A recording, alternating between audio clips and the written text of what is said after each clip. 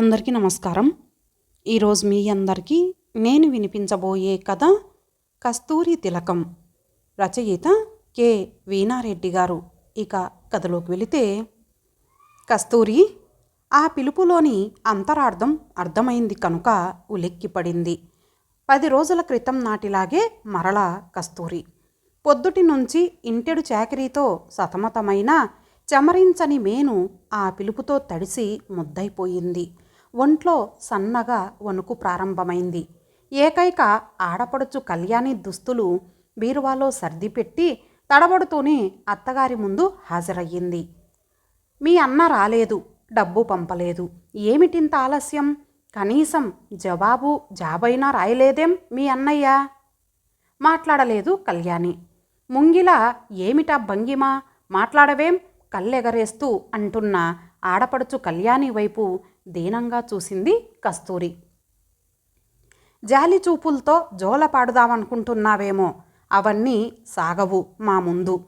మిగిలిన కట్నం బాపతు ఆ 5,000 పంపమంటే కొంపలంటుకున్నట్టు గాబరా పడతారేం? దానమా ధర్మమా? అంత గతిలేని వాళ్ళెందుకు ఒప్పుకోవాలి 30,000కి? మా వల్ల కాదని తప్పుకుంటే లక్షణంగా 50 పైచిలుకు సంబంధాన్ని ఖాయం చేసుకునేవాళ్ళం. కర్మ దరిద్రగొట్టు సంబంధం. పెళ్లి చరిత్ర తిరిగేసింది పార్వతమ్మ. పలకవేమిటే మొద్దు, ఇది సంగతని ఉత్తరానికి జవాబైనా రాయొచ్చుగా మీ అన్నయ్య. ఏమిటి నిర్లక్ష్యం? ఇచ్చుకున్నది ఆడపిల్లనా ఆవకాయ జాడీనా? జాడించేసింది మళ్ళీ. అమ్మ అంతలా అడుగుతుంటే ఊరికే ఉండటంలో నీ ఉద్దేశం? నిలదీసింది కళ్యాణి. అన్నయ్యకు అసలు ఉత్తరమే రాయలేదత్తయ్యా, తల ఉంచుకొని చిన్నగా అంది కస్తూరి. కళ్ళు వెళ్ళబెట్టింది కళ్యాణి. ఏమిటి? దీర్ఘం తీసింది పార్వతమ్మ. అంతగా చెప్పినా ఎందుకు రాయలేదు? మా మాట అంటే నీకింత అలుసా? అది కాదు కళ్యాణి. ఏది కాదే? కళ్ళు నెత్తికెక్కాయా? ఉత్తరం రాయమంటే ఎందుకు రాయలేదు? అత్తయ్య, కస్తూరి కంఠం వణికింది. అన్నయ్య చాలా ఇబ్బందుల్లో ఉన్నాడు. కష్టం మీద సమకూర్చిన కట్నం బాపతు ఆ డబ్బు అనుకోకుండా అన్నయ్యకు జరిగిన యాక్సిడెంట్లో విరిగిన కాలు ఆపరేషన్కు, హాస్పిటల్ ఖర్చులకు సరిపోయిందత్తయ్య. పరిస్థితి తారుమారై చిక్కుల్లో ఉన్న అన్నయ్యకు ఉత్తరం రాసి వాడి బాధను మరింత పెంచటం ఇష్టం లేకపోయింది. ఓయబ్బో, ఎంతోటి సోదర ప్రేమ! అవన్నీ మాకనవసరం. మాకు కావలసింది మిగిలిన ఆ 5,000 అంతే. అత్తయ్య, కేవలం 5,000 అనుకుంటే ఎప్పుడో తీర్చేసేవాడు అన్నయ్య. పెళ్ళైన 2 ఏళ్ల నుంచి పెట్టిన బట్టలు, ఇచ్చిన కానుకలు, లాంఛనాలు అవి లెక్కేసుకుంటే ఆ 5,000 ఎప్పుడో ముట్టినట్టే. అంటే? గర్జించింది పార్వతమ్మ. ఉరిమినట్టు చూసింది కళ్యాణి. కట్నమిస్తే కానుకలివ్వక్కర్లేదా? బట్టలు పెట్టక్కర్లేదా? ఇదెక్కడి చోద్యం? ఇదేం విడ్డూరం? తెలివి మీరిపోతోంది వదిన. బుగ్గలు నొక్కుకుంది ఆడపడుచు. అమ్మో, అమాయకురాలనుకున్నా కానీ గడుసు పిండానివే తల ఆడించింది అత్తగారు. అది కాదత్తయ్యా, అది ఇది కాదు కూడదు అనే స్థితికొచ్చావు. మా మాటకే ఎదురు చెబుతున్నావు. ఇలా కుదరదింకా. వెళ్ళు వెంటనే మీ పుట్టింటికి. అన్న కాళ్ళే పట్టుకుంటావో కన్నీళ్ళే పెట్టుకుంటావో, లేక నీ అన్న కన్నీళ్ళకే కరిగి పుట్టింటే బతుకు నెట్టుకుంటావో నీ ఇష్టం. అత్తింట కాలంటూ పెట్టడం జరిగితే అది కట్నం డబ్బుతోనే. అత్తయ్యా, ఇంకేమిటొదినా ఆలస్యం? బండికి కూడా వేలైంది. వెంటనే బయలుదేరు. అత్తయ్య, కుటుంబాన్నే పోషించుకోలేని స్థితిలో అప్పుల్లో మునిగి ఉన్న అన్నయ్య గొంతుకు ఉరి బిగించలేను. అర్థం చేసుకోండి అత్తయ్య. ఇంట్లోంచి వెళ్ళగొట్టి పరువు బజారు పాలు చెయ్యొద్దు దయచేసి. దయచేసేది లేదు, జాలి చూపేది లేదు. మేం గనుక ఇన్నాళ్ళు కాపురం చేయనిచ్చాం. అదే ఇంకొకరైతే ఎప్పుడో తన్ని తగలేసి ఉందురు, మరో పెళ్లి చేసి ఉందురు. అత్తయ్య, మీకు దండం పెడతాను, మీ కాళ్ళు పట్టుకుంటాను. పరిస్థితిని అర్థం చేసుకోండి. ఇంతకింత చాకిరీ అయినా చేస్తాను, ఇంకెంత కష్టమైనా భరిస్తాను. కానీ ఆ కట్నం డబ్బు కోసం ఒత్తిడి చేయకండి. ఇంట్లోంచి వెళ్ళగొట్టకండి. కలిగినాడు అన్నయ్యే తెచ్చిస్తాడు ఆ డబ్బు. నా మాట నమ్మండి, కన్నీళ్లతో ప్రార్థించింది కస్తూరి. నీ కళ్ళబొల్లి ఏడుపులకు కరిగిపోతామనుకున్నావా? ఆ డబ్బుతో వస్తేనే నీకు ఈ ఇంట్లో స్థానం. వెళ్ళు. ఖచ్చితంగా అంది పార్వతమ్మ. ఇంకా అలాగే నిలబడ్డావేం? త్వరగా సర్దుకో బట్టలు, రైలు వెళ్ళిపోగలదు తొందర పెట్టింది దిక్కుతోచని స్థితిలోని కస్తూరిని కళ్యాణి. కంటతడి తప్ప కర్తవ్యం తెలియని ఆ పరిస్థితిలో పొంగుకొస్తున్న దుఃఖాన్ని అదిమి పెట్టుకొని నెట్టుతున్నట్లు ఉన్న అత్త ఆడబిడ్డల చూపుల్ని తట్టుకోలేక గూడు విడిచిన పిట్టలా అడుగు బయట పెట్టింది కస్తూరి. ఆ సాయం సంధ్యలో ఏ సాయం పొందాలో, ఏ గమ్యం చేరాలో అర్థం కాలేదామెకు. అటు వెళ్ళనుంది తూర్పు వెళ్ళే రైలు. దిక్కు తూర్పే అయినా అటు సూర్యోదయం కాదు, అది ఇనుడు అస్తమించిన వేళ.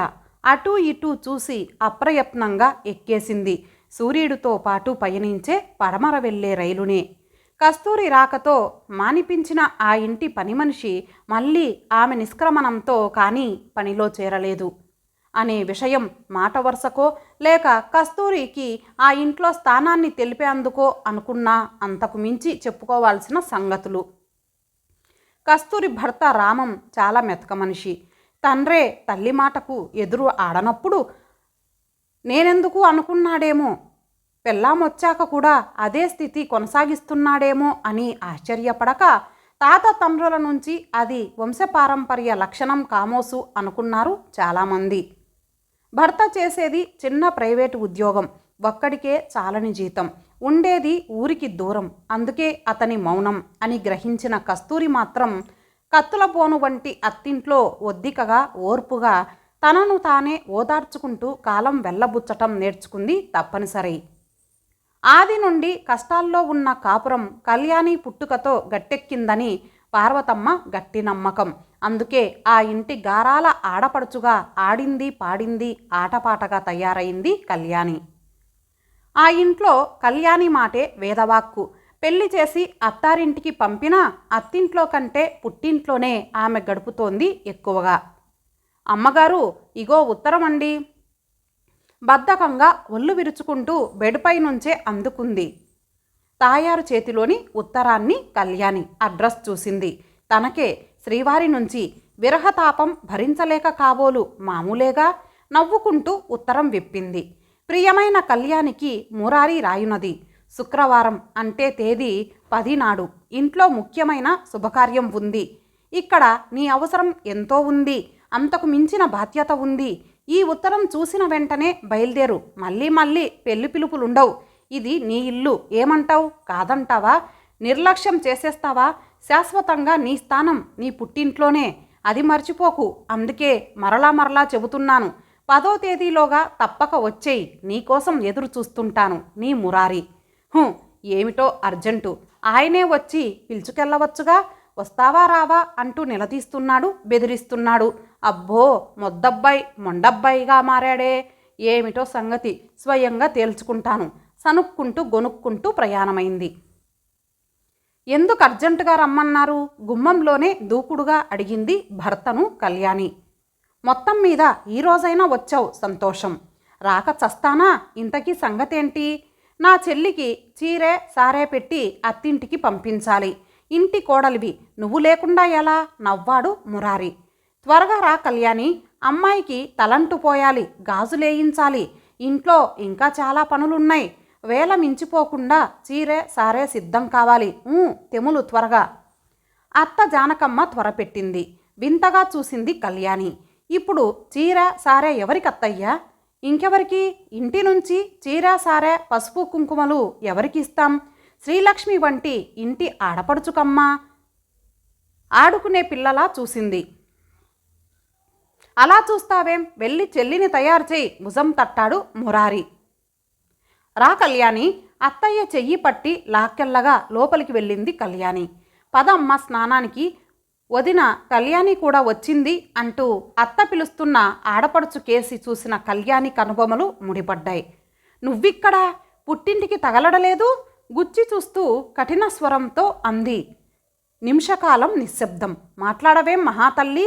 పుట్టింటికెళ్ళి మిగిలిన కట్నం పాపతో డబ్బు తెమ్మంటే దేవ్యం మోహంతో ఇక్కడికి రావటానికి, వీళ్ళ మెతకదనాన్ని ఆసరాగా తీసుకొని తిష్ట వేయటానికి సిగ్గులేదు? చీ కళ్యాణి. చిన్నపాటి గర్జనకు తుల్లిపడింది కళ్యాణి. ఆమెను ఇంకొక్క మాట అన్నా సహించేది లేదు. ఆమె నా చెల్లెలు, ఈ ఇంటి ఆడపడుచు. మురారి కంఠం కంగుమంది. ఆహా, చెల్లెలు, సొంత చెల్లెలా? ఆడపడుచు, అత్తయ్య కన్న కూతురా? నవ్వింది వెక్కిరింతగా కళ్యాణి. అంత తేలికగా నవ్వకు కళ్యాణి.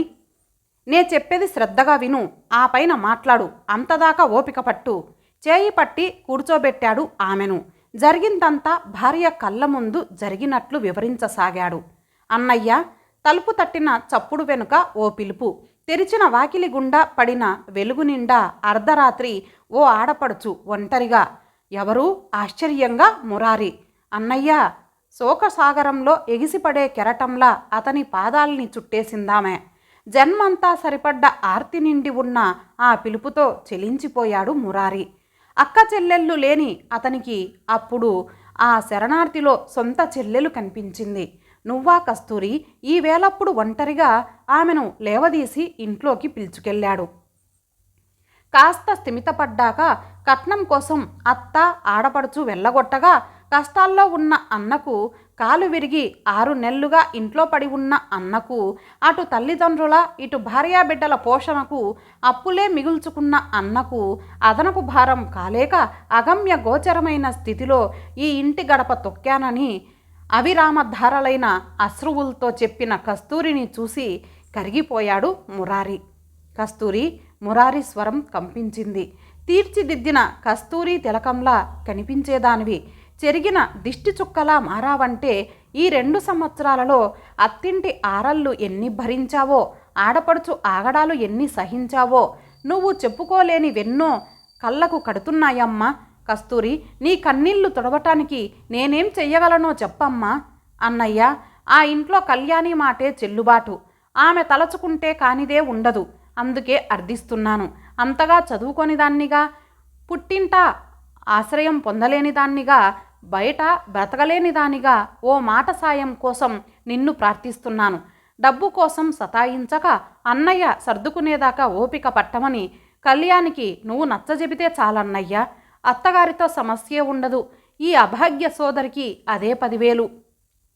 అతని 2 చేతులు పట్టుకొని దీనంగా అడిగింది కస్తూరి. అమ్మా కస్తూరి, ముందుగా మాట తీసుకొని పురుషోత్తముణ్ణి ఇరుకులో పెడుతూ శత్రువునే వదిలేయమన్న రుక్సానా కోరిక కాదు. సొంత అన్నకిష్టం లేని బావతో పెళ్లి జరిపే భారాన్ని కృష్ణుడిపై మోపిన సుభద్ర కోరిక కాదు. ఇంత చిన్న కోరిక చెల్లమ్మ. అన్నయ్య. అవునమ్మా, నువ్వు కోరింది చిన్నదే, కానీ అన్నయ్య అంటూ నువ్వు పిలిచావే, ఆ పిలుపు చాలా పెద్దదమ్మా. అర్ధరాత్రైనా ఈ అన్న ఇంటి తలుపు తట్టిన నీ నమ్మకాన్ని కాపాడే బాధ్యత, నీ కన్నీరు తుడిచే ఆర్ద్రత అన్నగా నాకుంటుంది కస్తూరి. ఆప్యాయంగా ఆమె కురులు సవరించాడు మురారి. ఇప్పుడు చెప్పు కళ్యాణి. కస్తూరి నాకు చెల్లి కాదని, కాలేదని పలకలేదు కళ్యాణి. చెప్పలేవు. బాధించటం తప్ప బాధ గ్రహించటం తెలియని రాతి గుండెలేం చెబుతాయిలే. చూడు, చక్కగా చీర సారే పెట్టి లక్షణంగా కస్తూరిని అత్తింటికి పంపిస్తాను. 5,000, 10,000 అంటూ కస్తూరిని వేధించే ముందు ఆమె నా చెల్లిగా గుర్తుంచుకొని మీ ఇంటి అల్లుడుగా ఆ మొత్తాలు నేను డిమాండ్ చేయాల్సినవిగా గ్రహించుకోండి చాలు. ఇవన్నీ ఆలోచించక ఆమెను ఆరడి పెడితే శాశ్వతంగా అత్తింట్లో స్థానం కోల్పోయేది కస్తూరి కాదు, నువ్వు. అవును, భర్త మాట గౌరవించని భార్యగా, స్త్రీకి శత్రువైన మరో స్త్రీగా నువ్వే ఆ శిక్షకు గురయ్యేది. తెలుసుకో. కస్తూరి నా చెల్లెలు కనుక ఆమె కష్ట నిష్ఠూరాలన్నీ ఇప్పుడు నావి. ఆమెను ఏమనదలచుకున్నా ముందు తలచుకోవాల్సింది నువ్వు నీ భర్తను, మీ అమ్మ తన ఇంటి అల్లుణ్ణి. ఖచ్చితంగా అన్నాడు మురారి అదే స్థిర నిర్ణయం అన్నట్లుగా. ఏమండి? అప్రతిభురాలైంది కళ్యాణి. భర్త మౌనం, సున్నితత్వం మాత్రమే తెలిసిన కళ్యాణి అతని కాఠిన్యానికి తట్టుకోలేకపోయింది. నన్ను క్షమించండి. అతి గారాభంతో విచక్షణ విస్మరించాను. చదువుకున్న సంస్కారం మరిచాను. ఆడబడుచునని అహంకరించాను. ఏదైనా తనదాకా వస్తే కానీ తెలియదని గ్రహింపజేసి నా కళ్ళు తెరిపించారు. ఇప్పుడే వదినకు క్షమాపణ చెప్పుకుంటాను. చెమర్చిన కళ్ళతో కస్తూరి వైపు కదిలింది కళ్యాణి. మరి కాసేపటికి ఆమె వెనకే వెళ్ళిన మురారి కళ్ళలో భయం పోయి ఆనంద భవితలు కదలాడగా పట్టుచీరతో కలకలలాడుతున్న కస్తూరి నుదుట తిలకం దిద్దుతున్న కళ్యాణి కనిపించింది. ఇంతటితో ఈ కథ సమాప్తం. మరలా మరొక మంచి కథతో కలుద్దాం. అంతవరకు సెలవు. నమస్తే.